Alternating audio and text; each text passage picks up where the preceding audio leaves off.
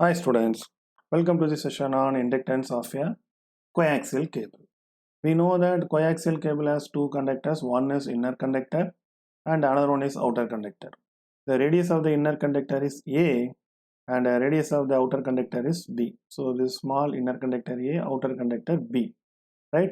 And length of the cylinder coaxial cable is D, here we know, right? And I is a current flowing through the inner conductor minus I, this opposite to I, so we call that is a minus I is flowing through the current flowing through a outer conductor. So these are all the parameters we are going to use. Okay, so what is the thing? I want to find magnetic field in between the region A and B. This region is A, this region is B, so I have to find magnetic field intensity in between inner conductor and outer conductor, right? So my radius of the cylinder should be lying between A and B. A is the radius of inner conductor, B is the radius of outer conductor.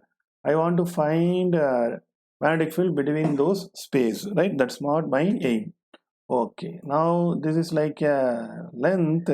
We know magnetic field intensity due to a infinite line current carrying element is given by H is equal to I by 2 pi r. You take only magnitude, no need to take direction, right? Because I told what is the logic to find L, from H you find B, from B you find phi, from phi you find L. This is the logic, right? So H I know, H is due to the infinite current carrying conductor. We take only magnitude because inductor is bothering about magnitude. No need to go for direction. So from H B is equal to mu H. So mu I by 2 pi r, right? So what is the thing? The magnetic field is containing in between the two conductor of length D. So that means what? The length varies from 0 to D. Yes or no? The length varies from 0 to D and the radius varies from A to B. There only I have to find. That means where I have to find, here all through the gap. Right here I have to find. So here both are varying. One thing is radius is changing. Outer conductor radius is B, inner conductor radius is B. In between them, this area I have to find. That's what this area. So R varies from A to B, and length varies from here to here. Let us assume it's a total distance 0 to D. So both the things I have to find. Okay, in that case, so the flux is non-uniform flux, right? Because both are varying, so it is not a uniform flux. For non-uniform flux, phi is given by B dot ds.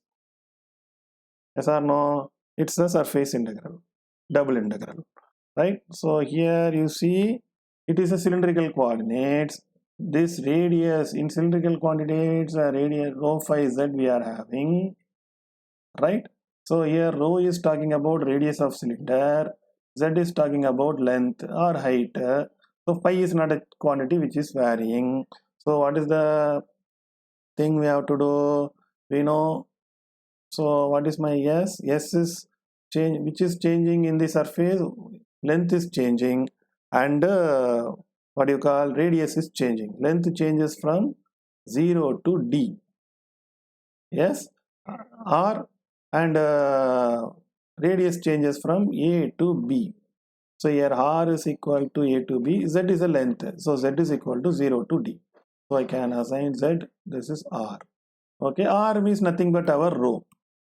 What about phi? Phi is not changing. So in which phi direction only it will change.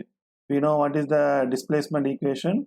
dl is equal to rho d rho. So d rho a rho, sorry, d rho a rho plus rho d phi a phi plus dz az. Okay. So here in which direction it is changing? So you see in phi only it is changing because z varies from A to D, R varies from A to B. So z and R parameters are changing means in which direction it will change? Phi direction. If you have any doubt, please refer my video on cylindrical coordinates. So ds should be along the A phi direction. A phi. Fine. So B is given by mu I by 2 pi r. Mu I by 2 pi r. Right? So in A phi direction, what is the change? I can write. So simply I can write what are the parameters are changing. So you can write instead of ds A phi, you can directly write this also. ds is changing, r is changing. So you write dr dz. Simple, right? So how this becomes like this? Because b into ds will be giving b into ds a phi, right? B is also in the direction of a phi. So a phi dot a phi is what? Sorry, b into a phi. Any vector can be written in terms of unit vector. Does ds a phi. A phi dot a phi is 1, so it is b ds. Clear? ds is which is changing? A length and height is changing. So sorry, radius and length is changing. So dr into dz. That's what your ds. Okay. So you have to please refer my video on cylindrical coordinates. Then you will understand this concept. Okay. So mu I into 2 pi r dr dz. So what are the constant? Mu I divided by 2 pi is a constant. Remaining thing are varying. So it is z varies from 0 to d. Length, radius varies from r varies from a to b. Dr dz, right? So dz 1 by r dr dz. Okay.